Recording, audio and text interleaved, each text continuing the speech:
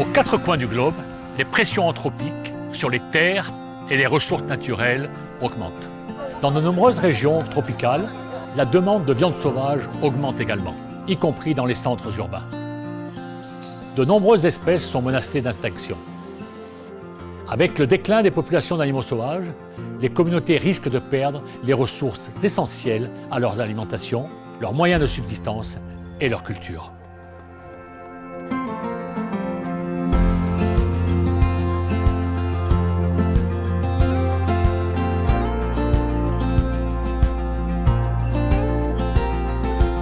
En 2018, nous avons lancé le programme de gestion durable de la faune sauvage, SWM Programme, pour relever ces défis urgents.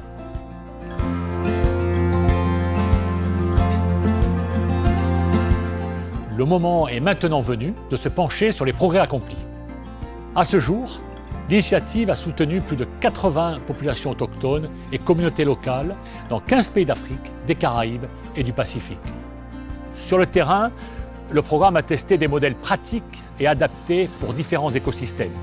En zone forestière, les zones de chasse communautaires contribuent à réguler l'utilisation de la viande sauvage tout en introduisant d'autres sources de protéines et de revenus. Dans les savanes, les aires de conservation communautaire promeuvent l'utilisation légale et durable de la faune sauvage, réduisant ainsi la pauvreté et les conflits entre l'homme et la faune. Au Sahel, le site des zones humides sahéliennes, aussi dénommé Projet Ressources, soutient le suivi international des oiseaux d'eau et la gestion durable des zones humides. En partenariat avec les gouvernements nationaux, le SWM Programme a soutenu des réformes juridiques dans 8 pays, par le biais d'une plateforme juridique innovante. Au niveau local, l'initiative a renforcé 29 systèmes de gestion communautaire de la faune sauvage. Plus de 1000 ménages ont diversifié leurs revenus grâce à de nouveaux moyens de subsistance, tels que la pisciculture, l'élevage de volailles et la récolte de nénuphars.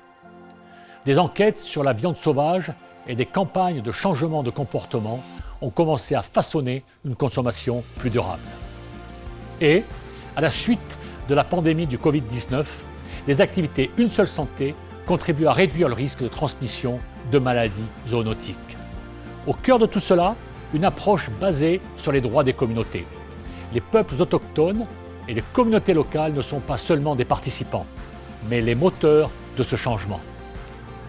Ensemble, nous construisons un avenir où la faune sauvage prospère, les gens sont autonomisés et la nature est valorisée.